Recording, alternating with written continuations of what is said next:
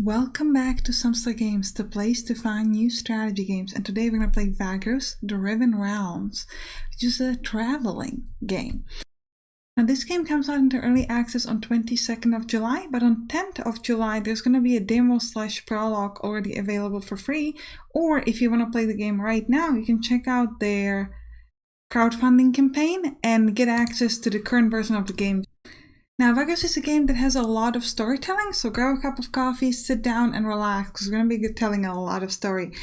There are two different types of combat in this game, however, I can't promise you that we'll get into them in the first episode, because the game is very story heavy, but we're going to do multiple episodes on this game, because I think this game is really interesting and quite exciting. So let's begin. The Realms, they call it. What a fine poetic name for something as rotten and twisted as our land has become. It was not always so. Long ago, the old empire, the noblest and most enduring society created by humankind, spanned almost the entire continent of Zerine, the cradle of man. But after several millennia of progress and incomparable achievements, inevitably, the empire began to fall into stagnation and decadence. Desperately holding on to their privileges and resisting change while trying to avert the collapse of the realm, the emperor and his theocracy took to measures that were worthy of true despots in cruelty. Subjugating weaker realms, enslaving whole nations, strip mining foreign resources, oppressing imperial citizens, war on several fronts, genocide. Eventually, the gods could no longer tolerate such horrors wrought in their name. Foretold by an abundance of divine omens, they descended upon the empire to right its wrongs. Thus, in a chain of dreadful events that became known as the Calamity, they annihilated the Empire in a matter of days.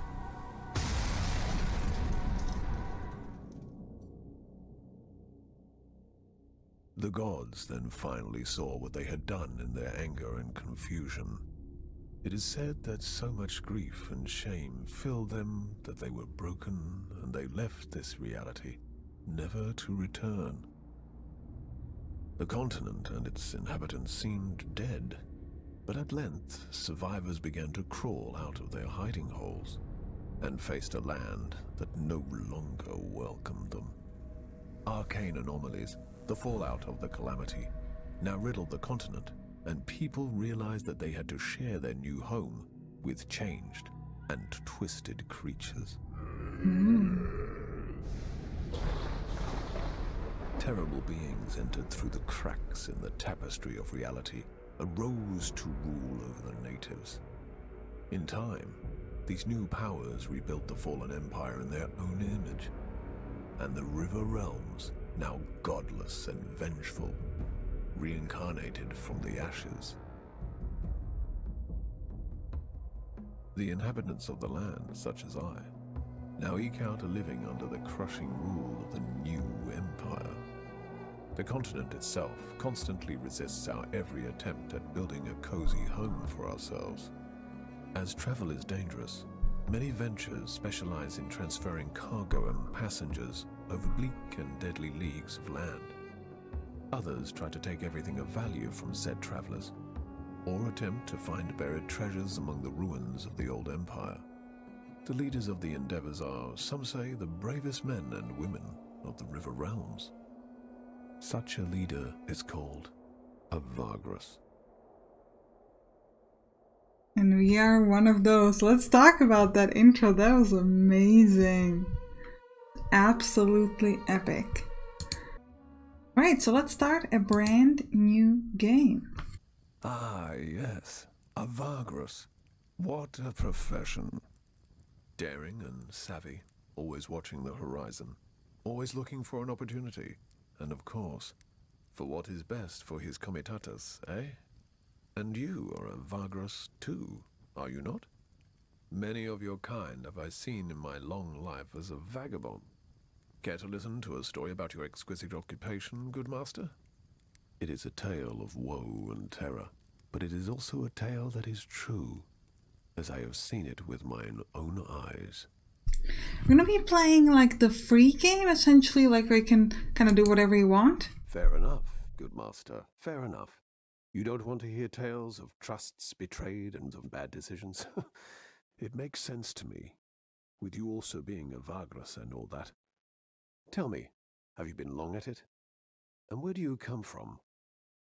It is not often that I can talk to one of your kind. Well, let me tell you about me. Alright, so here we can pick our race and origins. So we have 3 different types of humans: dwarves, half-elf, and orcs. What's important here is that your main character gives you different kind of bonuses that you're going to be able to use in the game. For example, if you are for example, if you're an orc, you gain a certain type of goods, or you get a mighty perk, which measures your physical strength, or tough, which measures your stamina, and etc. However, when you're picking these, what you want to think about is the fact that in combat, your main character is not that much present. Like I said, there are 2 types of combat. There's a crew combat and a companion combat. In the companion combat, your main character is not going to be featured. And in the crew combat, I believe he's there. So I actually prefer to focus on maybe like a trader and not necessarily a fighter when I'm picking my main character. However, some of the bonuses are applying to your whole crew. So sometimes it can be a good idea to go for a fighter if you want to go for that kind of build, and then it's going to give you bonus to combat for the rest of the crew and things like that. I don't want to be a human because we're humans in real life, so let's make it more exciting in game. So we're going to be choosing between a dwarf and a half-elf. If we are a dwarf, we can gain an evaluate perk. You know, the value of anything that can be training. This is really, really good. Because otherwise the problem is, I played an orc and orcs don't have that, is that you don't actually know what is like the value, so you don't know if you're getting a good deal or not. So having something that gives you a value can be really useful. You'll also gain a dwarven gadget, some ancient dwarven giga. I don't know how to read that. Nobody can decipher in this age, not even dwarves. Yet many try to, which makes it quite valuable. And tough perks, so we're going to have some good stamina and constitution, or we can be a half-elf, in which case we get a lack talisman, dexterity, and perception. Now we're going to be a dwarf. The mighty dwarven kingdom of Dwendantar was the greatest ally of the empire before the calamity, and gifted humans most secrets of metal and stone. Dwarven technology was a true marvel, and the line of inventor kings governed the kingdom into a golden age of progress. When the calamity struck, most of Dwendantar was cursed and destroyed in conflagration of fire and lava as the great mountains that they were built upon into erupted.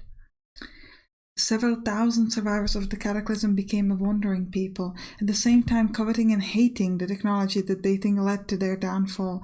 The former merry and progressive nature turned into bitterness, pragmatism, and cynicism. For all intents and purposes, dwarves are a dying race. Stocky and sturdy dwarves are hardy folk. Men always grow beards. Right. Now we can pick our background. What's interesting here is that not all backgrounds are available for all races. For example, we can be a sorcerer. Sorry, dwarves can be sorcerers. Alright, so adventure. When it comes to adventure, what's interesting here is that we've got insight and resourcefulness. These are things that are essentially points that we're going to be later able to use to pick specific perks. So this is not giving you something specific. This is just like saying, hey, I'm going to give you points. You can pick later what you want to use it for. Survival perk is already a perk, and it increases your chances of foraging. Foraging means that you can send out your people when you're camping out to try to find some supplies. So this is an example of a perk of your leader that actually affects your entire group. So adventure, very interesting. We might go for that. Artisan, also some inside engineering perk. Well, the engineering perk increases your slave and worker workforce, which is quite useful because you can gain more. You can carry more stuff essentially. Criminal con perk, which allows us to lie better, and a good standing with the faction. A laborer and slaver, I don't think, well actually laborer gives us an extra worker, which is not half bad, but we're not going to go for either one of these. So we're going to go with adventure. I want that insight and resourcefulness because I think it's really cool. Let's go. Now, we can pick our calling. Oh, actually, let me read you about adventure. You used to travel a lot and seek adventure everywhere. Okay. Now, a couple point here. So trader gives us an evaluate perk. We already have one. This is really useful to try to stack up this with the perks because, like as you're going to see in a moment, we could buy these perks ourselves. We could pay, I think, 2 insight to get a perk. But if you want to get it to a higher level, you need to pay then 4 and then 6. So having a free perk of a higher level is so much more beneficial than getting any other perk because you pay a lot less for the other perks. So essentially, we don't even need to think about this. It's just going to be going straight for the trader because we want to sort of pile up on the evaluate perk. We're also going to gain some additional workers, traverse perk, and so on. What is traverse force? You can use resourcefulness to gain movement. Interesting. Some good standing with a specific faction and extra storage equipment. Nice. You're a traveling merchant and nomadic trader interested in transporting goods, news, and people to the faraway reaches of the Empire for profit. Alright. When I'm playing with the free play, later on you might have a specific goal, which could be useful. Like, for example, if you know you want to play as a trader, you might want to go for something like wealth, but that is not available yet. Remember, the game is pretty early access right now. Alright, so this is the perks. This is what I was saying. We gained that extra insight because of that adventure trait that we picked. And we also have resourcefulness and authority. These things we can exchange in the game later for getting extra movement and things like that. Now, the perks we already have is double evaluate and 1 survival and also 1 tough. And we can assign these other things for whatever else you want. If you want one of these from leadership, it's going to cost us 2. This is going to allow us to use up resourcefulness for different things. For example, if we were to pick aid, we can use resourcefulness to bring back companions from the down state in combat. Boost allows us to temporarily raise the level of companion skills in combat. Encourage gives us raise crew morale when camping or resting. This is really good because crew morale can be a big problem. We'll pick that. And it costs us 2 insights, went from 13 down to 11. Inspire, boost defenses of companions, or place a companion to the front of the initiative order.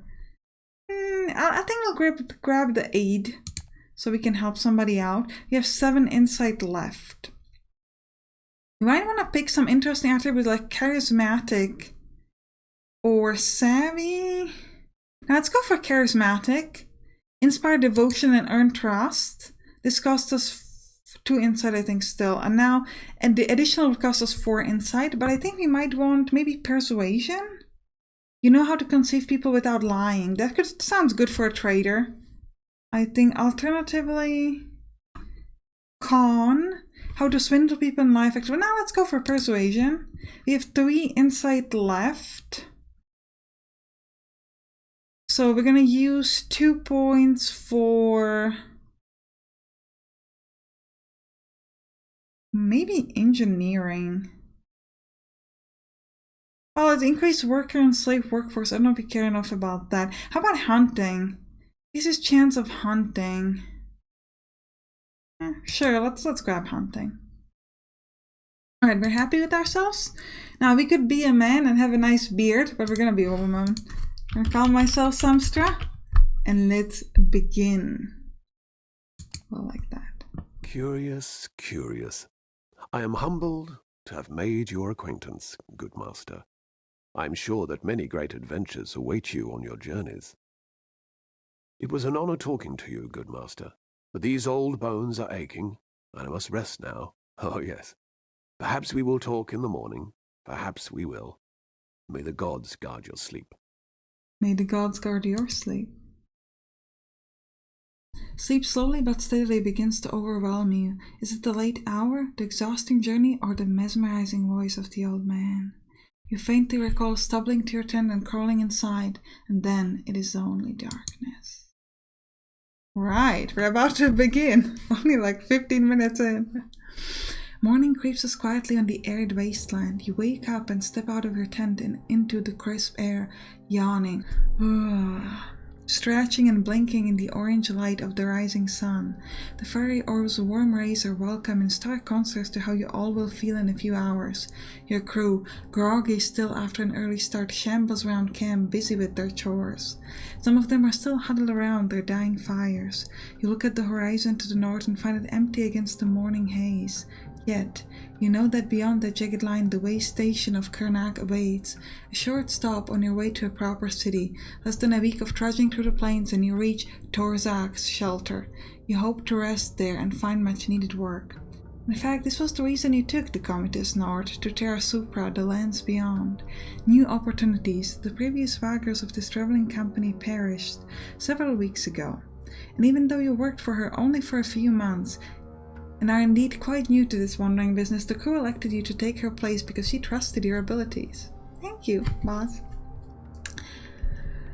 Morning, Vagrus. One of your guards walks up to you and draws you out of your reverie. That old geezer you talked to last night is about to leave and want to say goodbye before he does. You nod, and head to the campfire. You find the old storyteller in the process of packing his meager equipment while whistling a tune. Thank you for coming, good master, the old man says, still fiddling with the sling bang. I will not go to Torzak's shelter with you. My path leads elsewhere. I am grateful to you for letting me travel with your comitatus. Ah, yes, I hope I've earned my keep. Because he had no coin or anything of value when you came across him in the middle of nowhere 3 days ago, you allowed the old man to travel with you and eat from your stores in exchange for entertaining your crew with stories along the way. And true enough, no hour has passed since without a tale being recited by the strange fellow. He even made an effort to entertain you while sitting at your campfire last night. Be that as it may, you allowed him to tag along as an act of kindness. The old man turns to you and smiles innocently.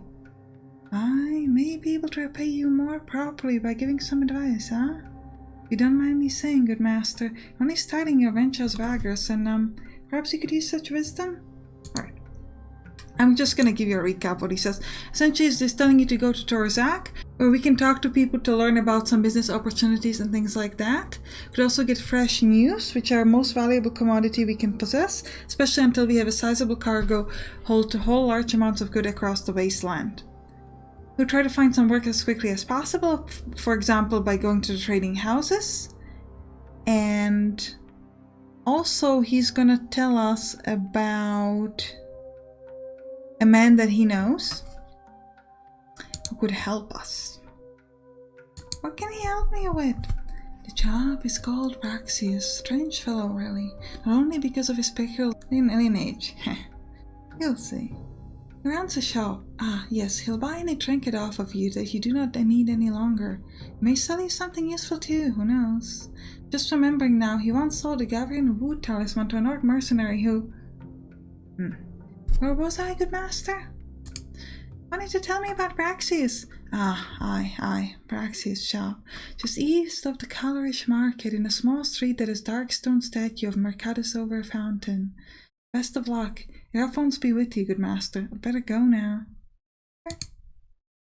Alright, he walks out, and now we can go into the wasteland. So there are 2 maps in this game. 2 combats, 2 maps, 2 a lot of different things. So this is like a tiny map, and each of these numbers tells you how much movement it costs you to get to the next step. We have 11 movement total. We could sort of push and gain 5 additional movement, but it's going to cost us our vigor, which is essentially energy. You also have morale. Morale determines how happy people are. People are unhappy. They might steal stuff from you. They refuse to walk and things like that. Here we've got supplies. How many supplies? Essentially, this is telling you how long your supplies are going to last. Cargo, we're currently carrying 60 stuff out of 121, and our money.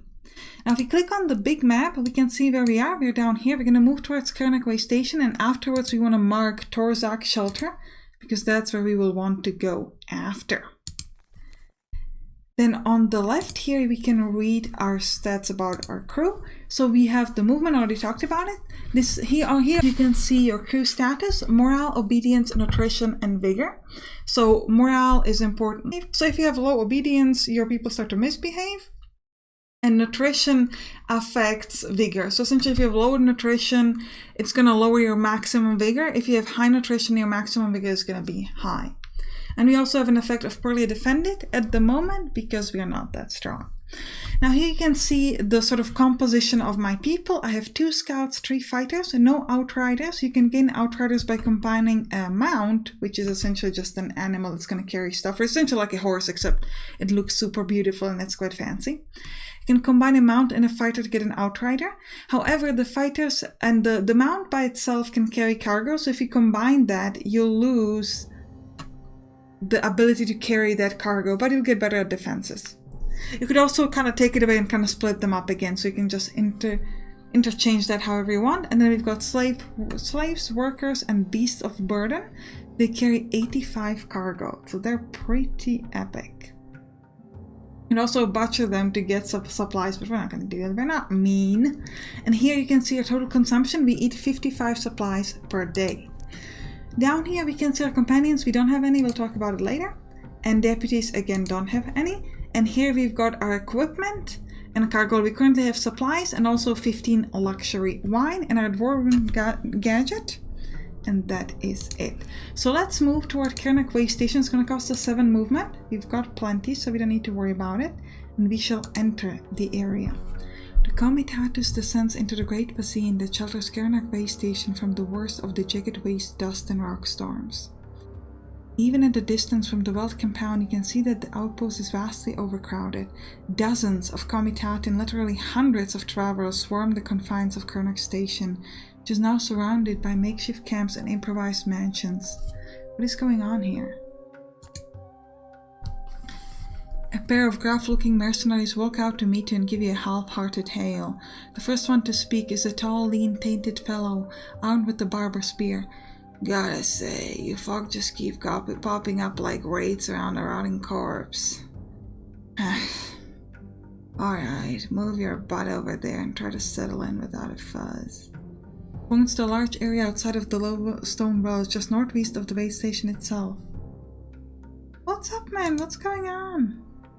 There's a brief pause, but the mercenary sighs again and he seems to deflate, his frustration giving way to weariness. Listen, I did not mean to bite your head off, stranger. It's not your fault, it's this... His gaze wanders around the way station with disgust. Now granted, all this crowd was pretty fun and profitable in the beginning, but now the whole place looks and smells like a war camp. Soon after it began, folk started bickering for all sorts of stuff. The best camp spot, more water from the well, more food, and on and on and on. Fights broke out. Some of our guys got badly hurt when they went in to break them up. The other merc spit. He asked him if he knows the reason for the sudden influx of Comitat and travelers. There's all sorts of rumors, but you better ask around yourself, cause I ain't sure what to believe anymore, the tall fellow answers. Please, just don't give us a hard time, alright? Move your people and stuff to the place I pointed you to and everything will be dandy. Alright, boss, we'll do it. We nod and lead the campus to the designated spot. The crew strikes camp and everyone is settled in after quarter hour, so now we can explore. So this is the story part. Essentially, you can explore the city and try to gain some quest or learn something and things like that. Alternatively, you can choose to trade. Now here we can sell our stuff. So here we know about the lowest and the highest prices for a specific good. For example, here we can see that we've got the last known price has been 8 lyric and 2 changers for 1 luxury wine, and this is the price that we know here in the Kernak Way Station. Once we move to a different city, we will know if this was a good price or not. I don't actually know, but I'm gonna sell, let's say, half of these. So we'll go down to, like, let's say 8. We gained some money. Maybe it was a good decision, maybe not. We don't really know. We could also buy some additional supplies because we only have enough for 9 days. I'm not quite sure yet. Alright, so I want to show you off the cargo. I'm going to be buying the supplies in 2 different orders so that I can show it off, because the way the cargo works is that each stacks represent 20 cargo, and once you start filling up a stack, it's going to just be filled up, that stack. So you want to make sure that, you see right now, even if I buy a little less than 100, it already moved the cargo up to 80. If I buy now the additional up to 250, which is the maximum I can get per stack, it's still going to remain at 80. See? We could also buy some equipment. Oh, we can. Okay. Thought we could buy some here, but we can't. But yeah, if we could buy new equipment, we could assign it here and get some sort of a bonus.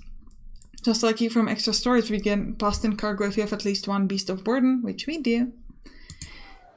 We could also go to the market here, and we could either buy some rumors, which potentially could lead to some sort of quest or something interesting. We could buy new slaves, workers, scouts, or fighters, or we could try to gain a quest of passengers. For example, we could take up these guys and say, hey, we're gonna take you, you're gonna pay me 1 browse, 1 lurk, and 6 changers in order for me to take you to Torzak. Since we're going to Torzak anyway, we might as well take them. It's going to mean, check out the supplies here now.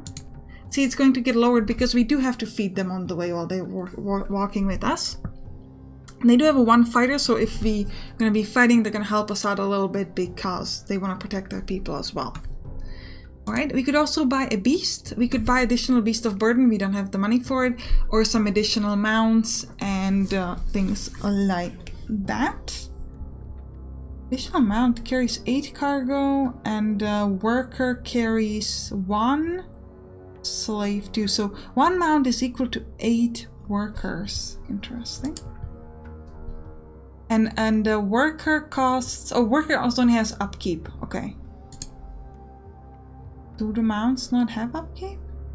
Well, they do have to eat, so you have to give them supplies, but otherwise, well, but they're quite expensive compared to a worker. Okay, never mind.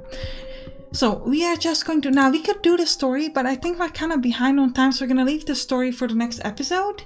And I hope you enjoyed it. If you did, don't forget to hit that like button and write down a comment that you want to see more of this game. And also, it would mean a lot if you could click the subscribe button, because you got this far, so you probably like the channel, and it will help YouTube know that people like my videos, and also me. Alright, so click on the right to watch the next one. I'll see you there. Bye bye!